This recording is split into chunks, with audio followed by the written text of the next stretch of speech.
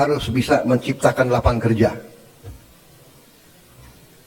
Sudah saya katakan berkali-kali. Kedua, harus meningkatkan produktivitas.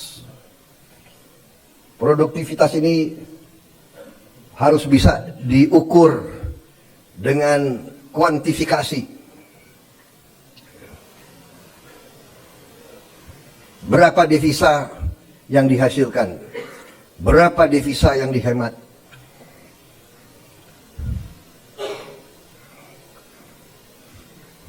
Kemudian kriteria selanjutnya adalah perayaan sejarah, perayaan ulang tahun laksanakan secara sederhana di kantor, di ruangan. Kalau perlu yang hadir hanya 15 orang, sisanya divikonkan.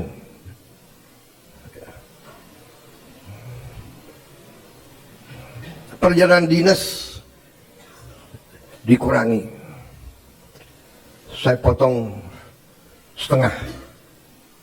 Dengan setengah kita bisa menghemat 20 triliun lebih. Kalau kita hitung 20 triliun, berapa puluh ribu sekolah.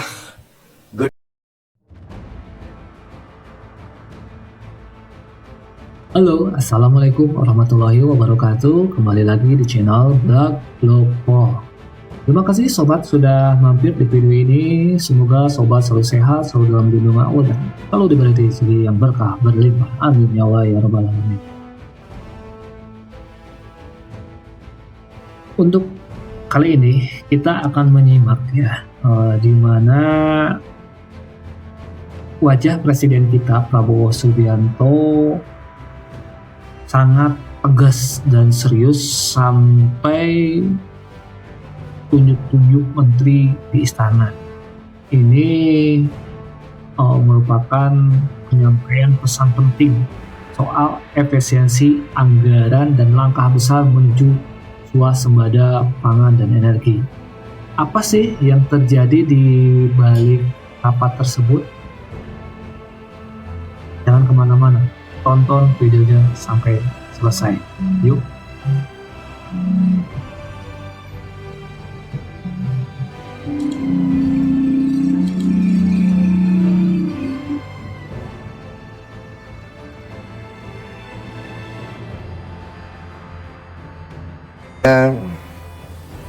Saya menyampaikan apresiasi kepada Menteri Keuangan dengan semua timnya yang telah menyusun APBN dengan baik, dengan cermat,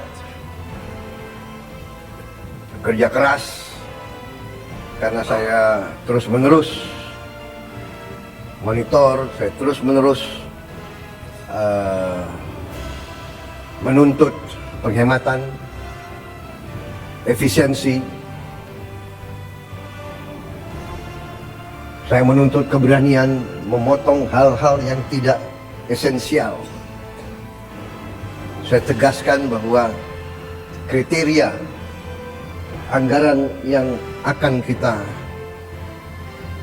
laksanakan, kriteria pertama adalah harus bisa menciptakan lapangan kerja.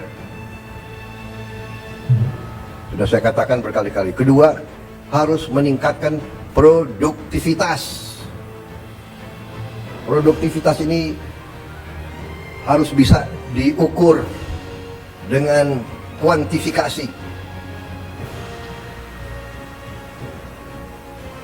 Berapa devisa yang dihasilkan? Berapa devisa yang dihemat?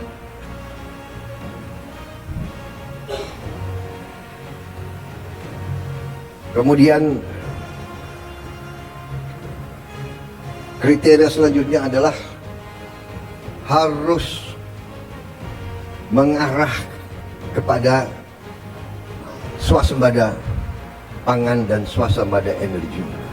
Kita harus mampu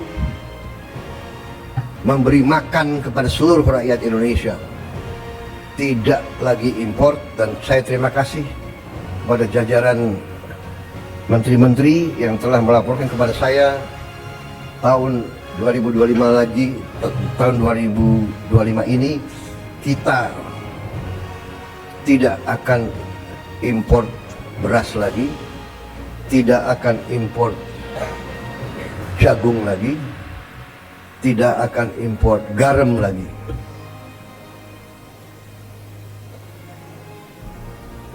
Artinya, target yang saya berikan kepada kabinet bahwa Indonesia kita harus swasembada pangan dalam waktu 4 tahun. Alhamdulillah target itu bisa kita capai akhir 2025, paling lambat awal 2026. Jadi mungkin 3 tahun lebih cepat dari sasaran yang kita tetapkan. Artinya bahwa dengan niat baik, dengan kerja keras, ya, dengan orientasi kepada negara dan bangsa, kebijakan yang masuk akal akan membuahkan hasil yang cepat. Ini harus kita yakini.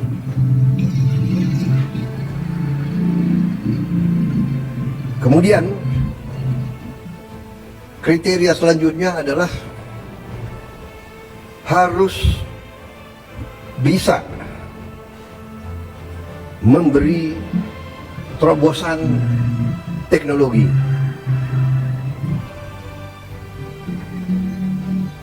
Dari prioritas kita itu, satu tadi bahwa harus menciptakan lapangan kerja,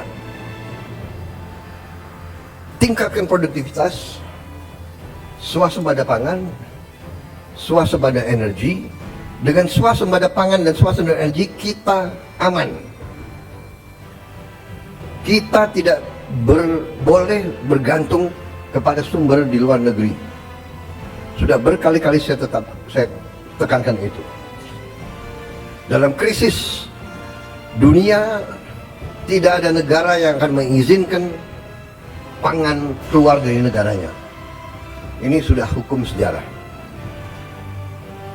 Dan kriteria selanjutnya harus bisa menghasilkan terobosan teknologi. Berarti pengeluaran investasi untuk sumber daya manusia, untuk pendidikan, untuk sains dan teknologi, ini termasuk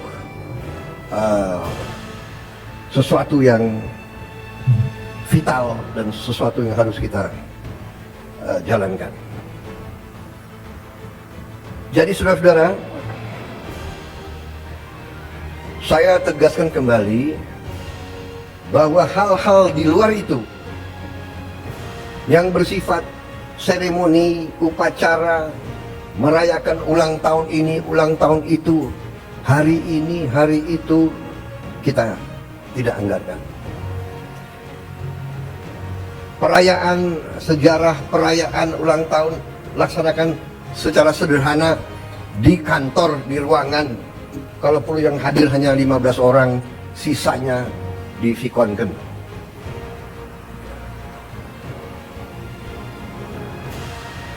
Perjalanan dinas dikurangi.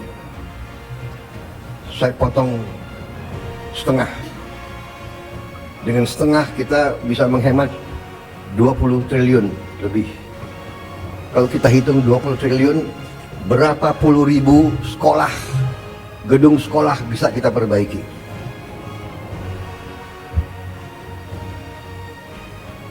Jadi saya katakan benar-benar bahwa saya sangat serius dalam hal ini.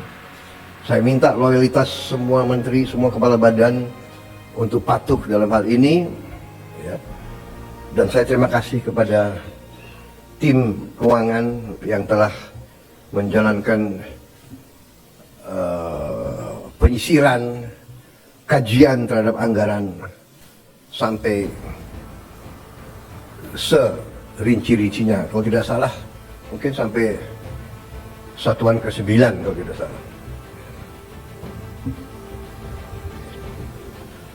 Mungkin pertama kali dalam sejarah, ya, Presiden Republik Indonesia mengecek sampai satuan ke-9. Jadi saudara-saudara pun mungkin tidak tahu anggaran-anggaran tersebut, ya. Karena kita sudah lama jadi orang Indonesia.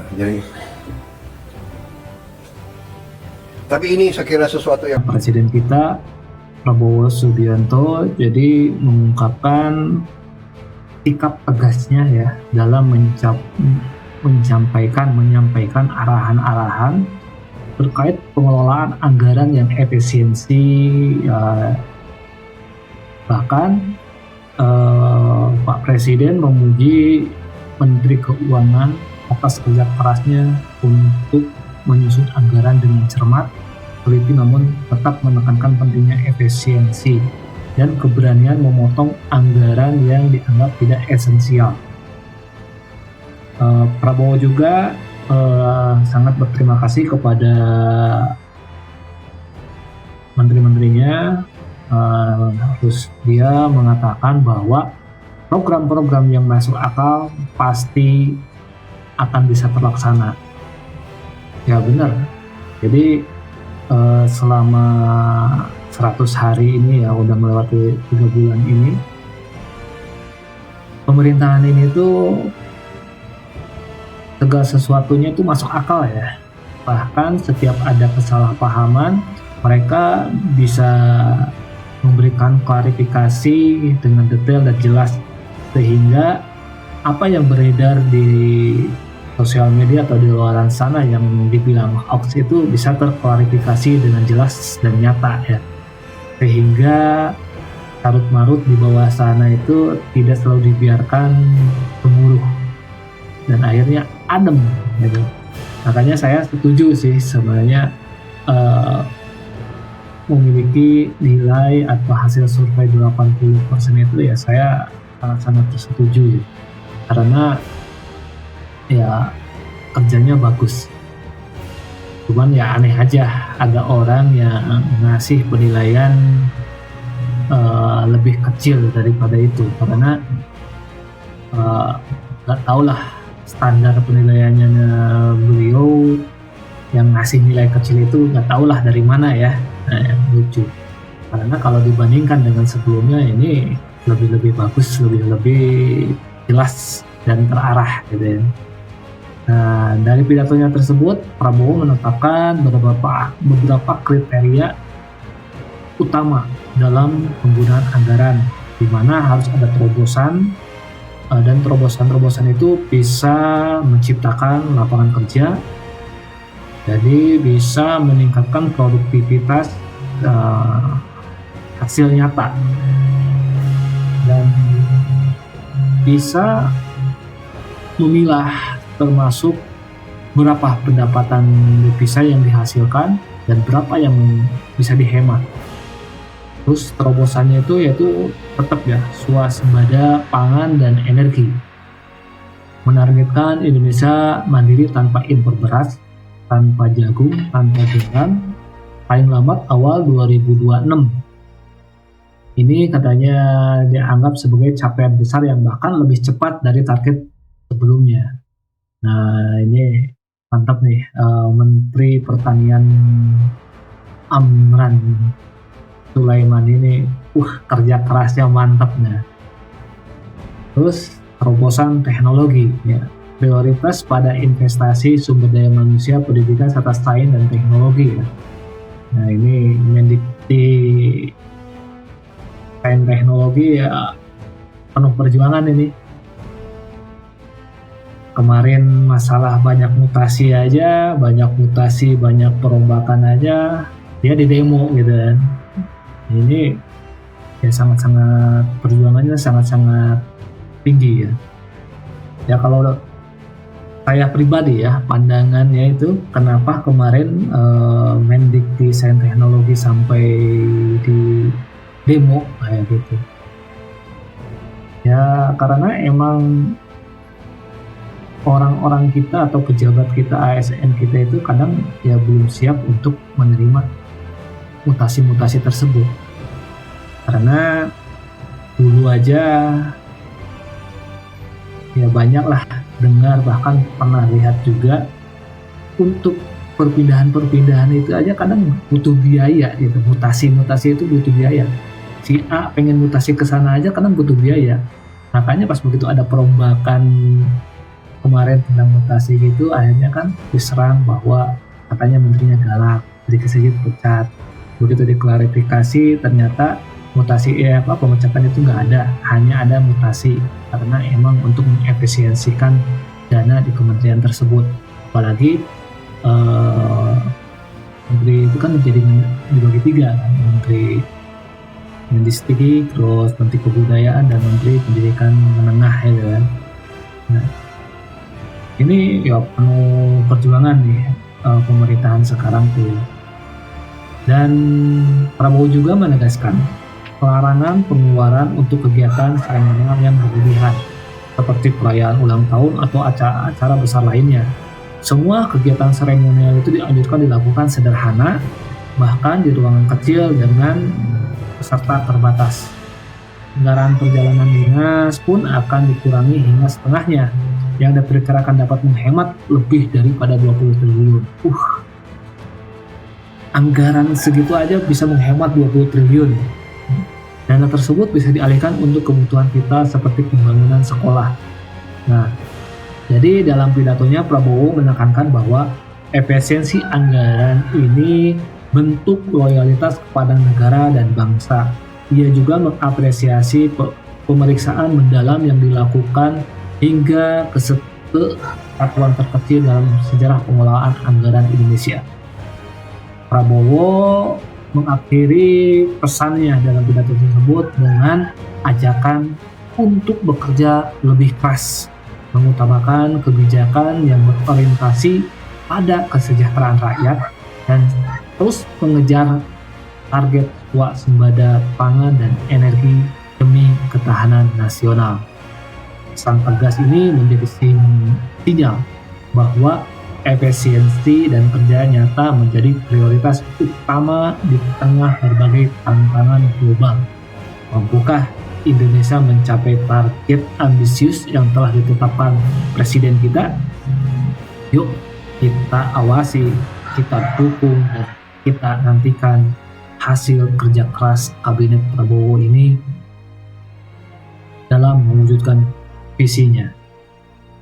Gimana sobat tentang video ini? Yuk tanggapi, jangan lupa untuk like dan share video ini. Dan bagi sobat yang belum subscribe, mohon subscribe-nya supaya channel ini bisa lebih berkembang lagi.